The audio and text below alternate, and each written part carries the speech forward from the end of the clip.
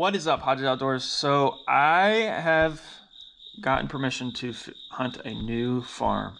So I'm going to use Google Maps on how I break down Google Maps and how I figure out pinch points. I figure out ways that deer are funneling through, and I want to break it down. And I'm going to show you what I look for, and show you the sign and everything else that makes me more successful on killing these 140, 150, 160 inch class bucks. So I want to show you a picture of the Google map of the new farm that I want to be hunting, and then hopefully I'll show you at the end the bucks that I'm getting on satellite cameras and cameras off the field, so in those pinch points, so I know I'm in the right spot. So this is the Google Maps photo of the Google Maps, the new farm. Got some glare on the computer screen, but that is the Google map. So where I focused in on is these fingers and these pinch points that deer have. So they will travel the path of least resistance.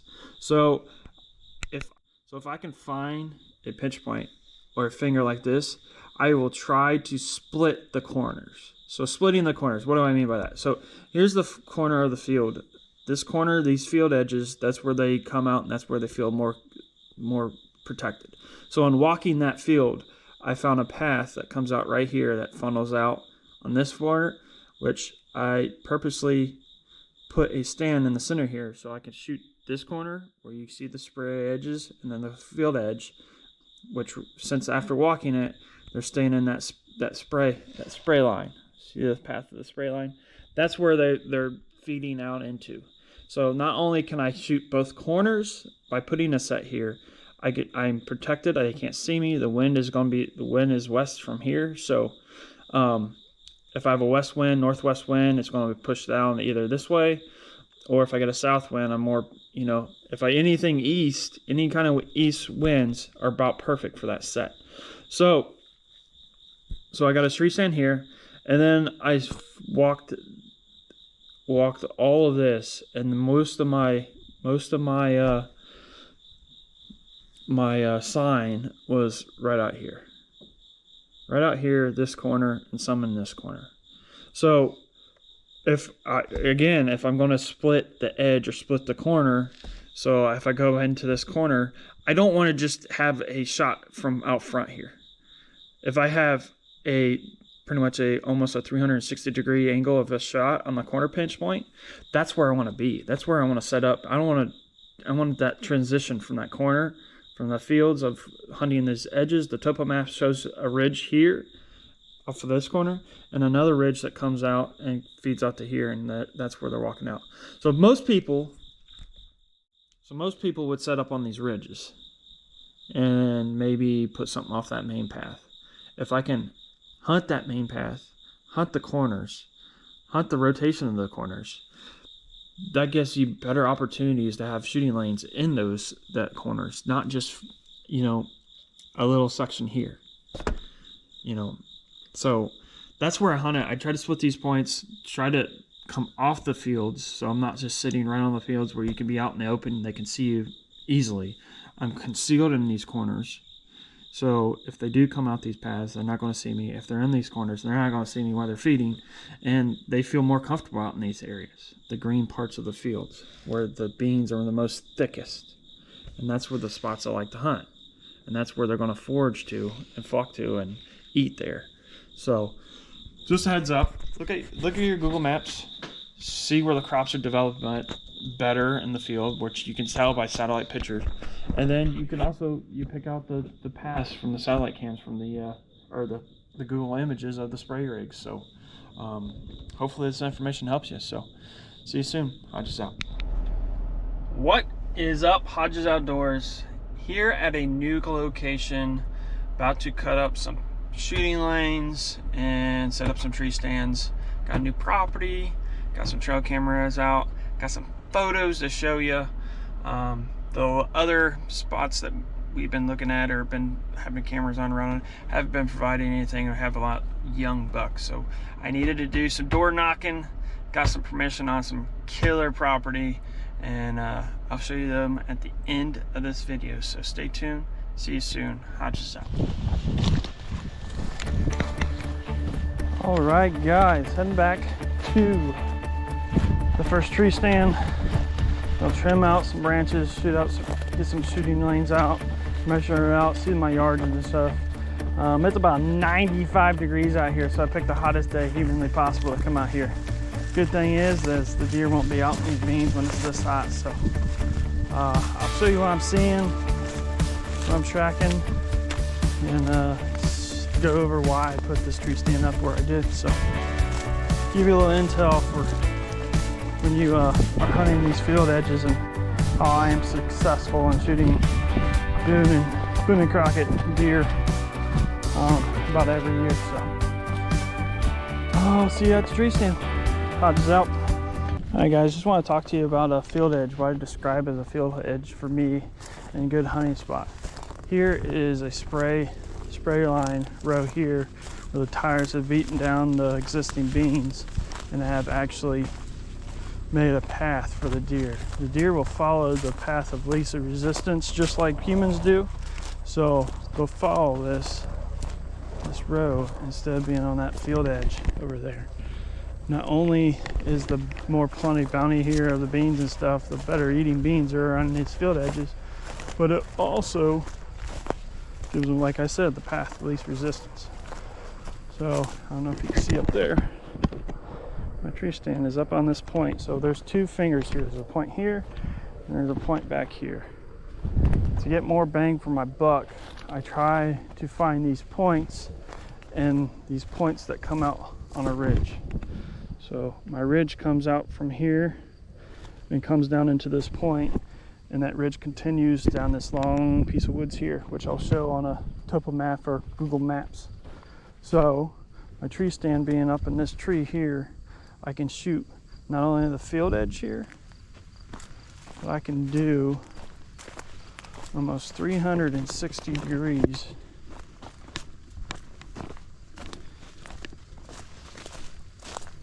of this field edge and this spray point, which I always bring when I'm clearing out my shooting lanes, my handy dandy rangefinder.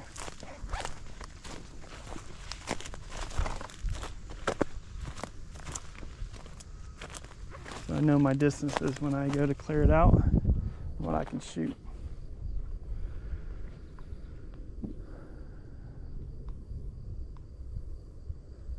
It's about 30 yards to this edge.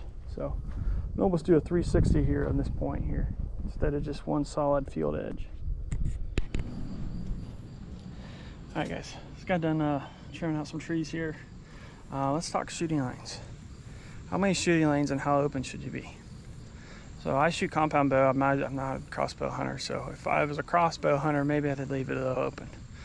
For me, I want to conceal my draw, and I want to have 3 spots in my almost my 270 degree angle that I have on this point that I can shoot.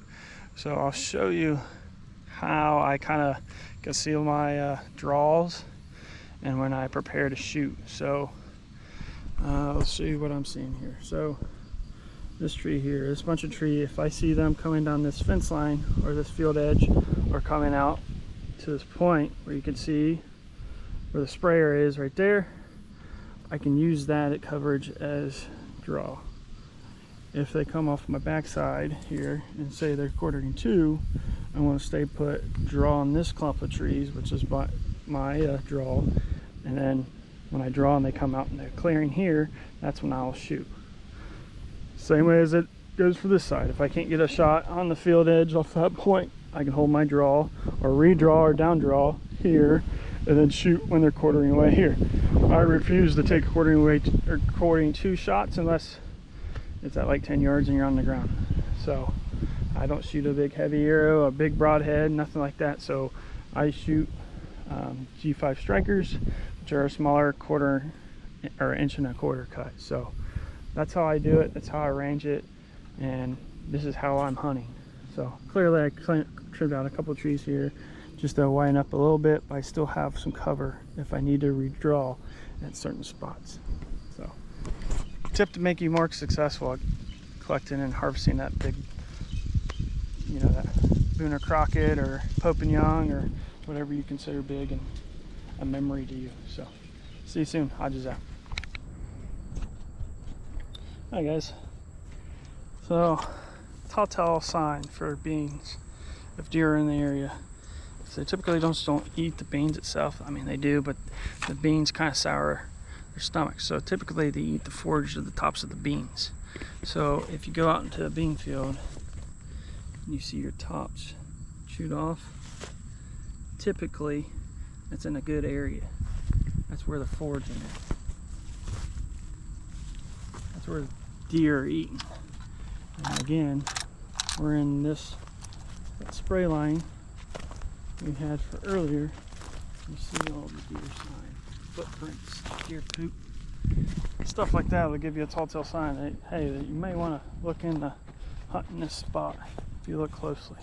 And again, all the way through this spray line, all the beans are chewed off. So good spot to set up on, which brings us to my second set, which is breaking the point.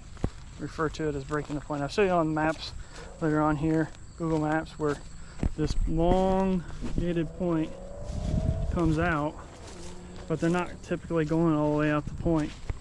They're staying pretty close, and they're just splitting this point and going out to the spray line and coming back and forth between 2 points. So got another tree stand up there, another tree stand up there that we need to clear out some brush, and then put a food and mineral spot on right here. So that's where we're at. We're hitting it. So stay tuned. Hodges up. All right, guys. At the second set, what I call to is pinching the. Gosh, it is so hot out here, man. The last set, what I call pinching the corner, or pinching the point. So basically, this is a straight, narrow point, and I got a main trail that comes out about 10 yards in front of me, and then you have the field edge. Field edge is right here, and then the spray line that I walked through earlier and showed you that. That's about 30 or 28 or 38 yards. It's almost 40 yards to that turn there. So that's what they're walking, is that field edge and that spray line. So cleared out my shoot lane. I got draw here to come in that way, and then I got cover for drawing in the field edge here too. So I also can shoot the field edge on this far side. I know it looks terrible on the GoPro, but I got a small window at 30 yards on the other side of this finger or this point. So check your topo maps, check your Google Maps, try to find the sign, and try to put yourself in the best position to be successful in reading sign and killing a big buck. So hopefully this helps you out somehow or another, and narrowing down your field edges and your ability to kill big whitetail. So see you soon. Hodges out. What's up, Hodges Outdoors? Finishing up, clearing out branches, clearing out shooting lanes, reading sign, telling you how it is to make you more successful at this deer hunting game. So I'll be posting some of the big pictures on YouTube here. The giants that are roaming through here and got coming in pretty regularly, and during late daylight even right now. I mean, it's 95-degree temperature, so hopefully we'll be able to record it. We'll be switching over to more hunting videos and action videos, and we'll be doing fishing. So I'm excited about that. I'm ready for the change. I'm done with this 95-degree temperature, if you know what I mean.